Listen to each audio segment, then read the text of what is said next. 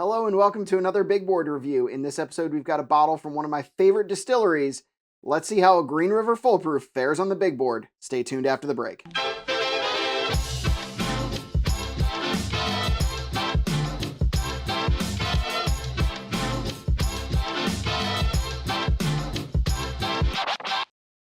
So if you've never watched one of our Big Board reviews before, check out up here. I will tag the first ever Big Board review we did. I planned to go into more description of how I do Big Board reviews there. I want to keep this rolling, so I'm not going to go into that. If you want to go to that video, check it out and then come back, that's fine.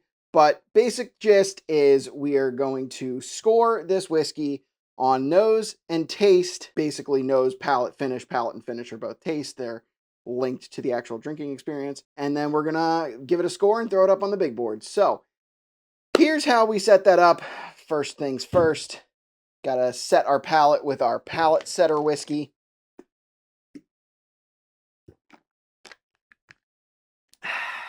Ancient Age does a fine job at that. That allows me to basically put myself into the same frame of mind with every review. We've got a 1 ounce pour of the Green River Full Proof here, and that has been rested for at least 10 minutes. I'm going to cleanse with a little water, and then we're going to get into it. So Green River has been around for a long time.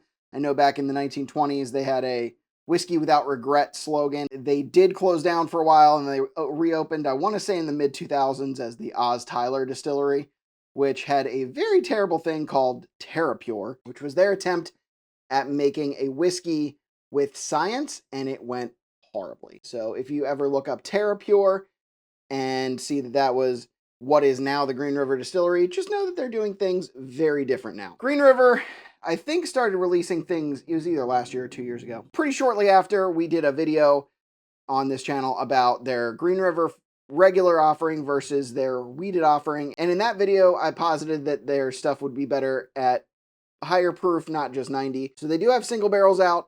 This is a $45 to $50, depends on where you're at, full proof offering. It comes in at, I believe, 117.3 proof. I would imagine that will depend on batch. I'd imagine it'll be something similar to the Jack Daniel's single barrel proof rye, where it was gone when it first came out, and then it gradually made its way to being a shelf offering. It should become a regular shelf staple and be available at most times. I think it might take 6 months to a year to be there. But this, I've heard really good things. So we're going to nose it.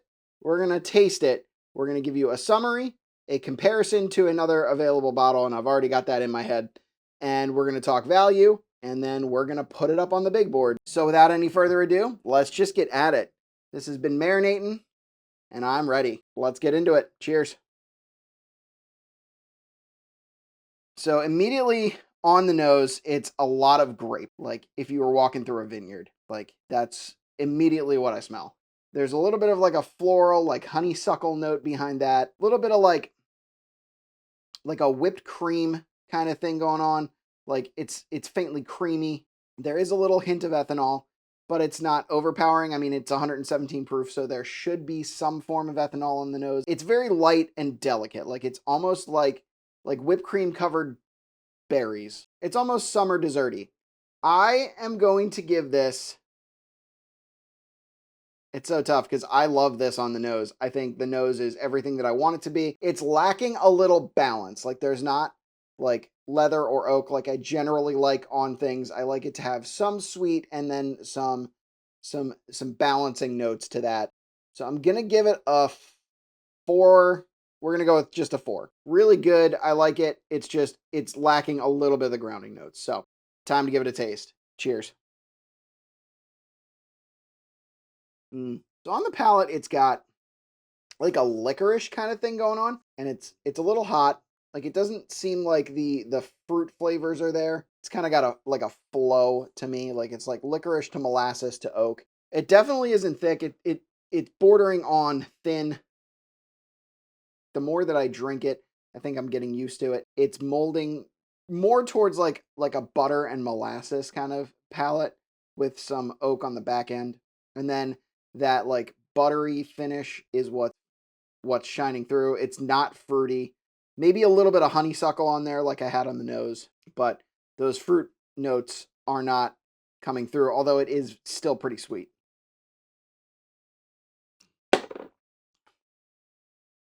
That last sip had a lot of honey, and that's kind of like going through the finish. So I'm going to give it a 4 on the palate. I think I would have liked to have some more of the flavors from the nose, but it is interesting. Like, it had continually changing palate, and I was getting different notes each time, and they're notes that I like, nothing unpleasant about it. It drank appropriately for its proof, and even though those fruit notes that are super pleasing on the nose weren't there, I think it had a lot of honey, even that honeysuckle, some molasses, and it had a ton of oak to kind of balance that out on the palate. So that's why I'm giving it a 4 on the palate. For the finish, I'm going to go, I think, with a 3.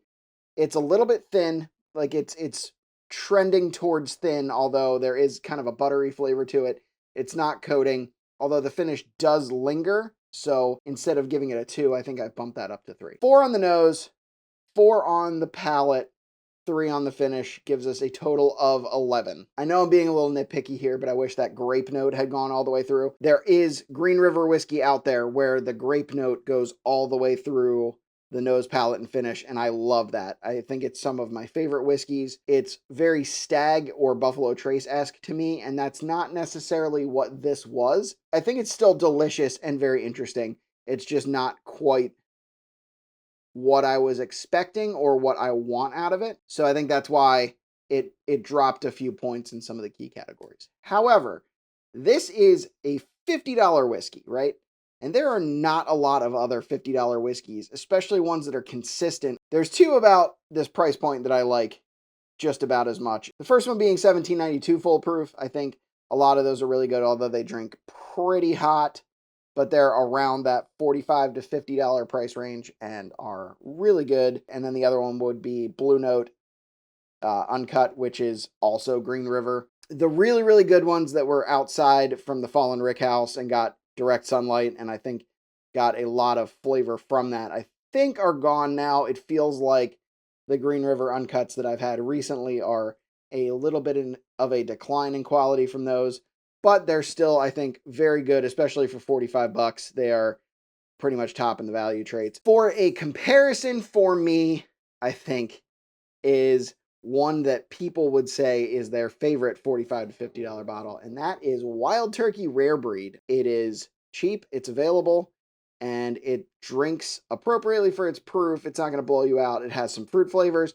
It has some leather, some oak. This is basically Wild Turkey without the turkey funk. The turkey funk isn't always for me, so I actually think I like this well above Rare Breed.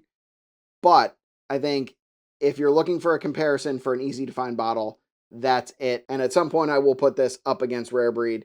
But for now, I think I like this better. For value, I use a sliding scale. It's basically plus or minus 50%. I think I would pay up to 30% more for this whiskey. I think it feels like it could compete with some bottles up in the $80 range.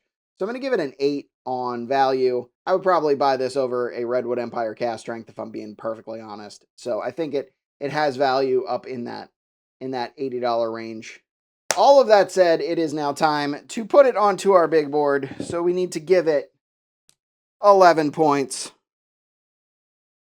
and then get it back onto our big board. All right, so as you can see on our big board, currently on top is Old Forester 1924 at 13 points. Then at a half point below that, we've got Barrel King Knighted Batch 81.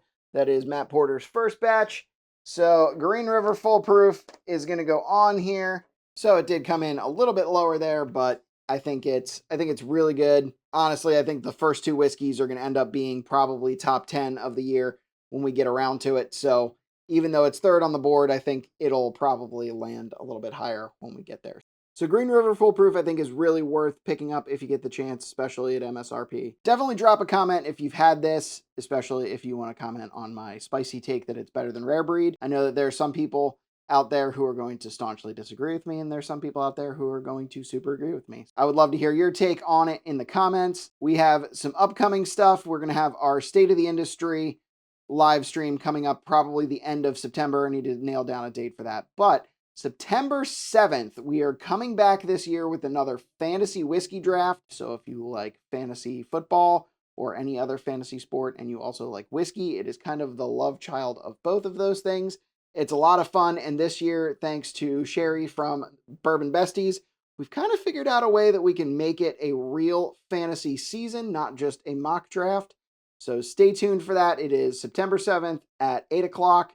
Hope to see you there. It'll be a lot of friends and a lot of fun. If you like this content, check out our other videos. Please like and comment on this video and subscribe if you haven't already. Helps us out a ton. And we hope you'll join us in drinking like a gentleman. Cheers.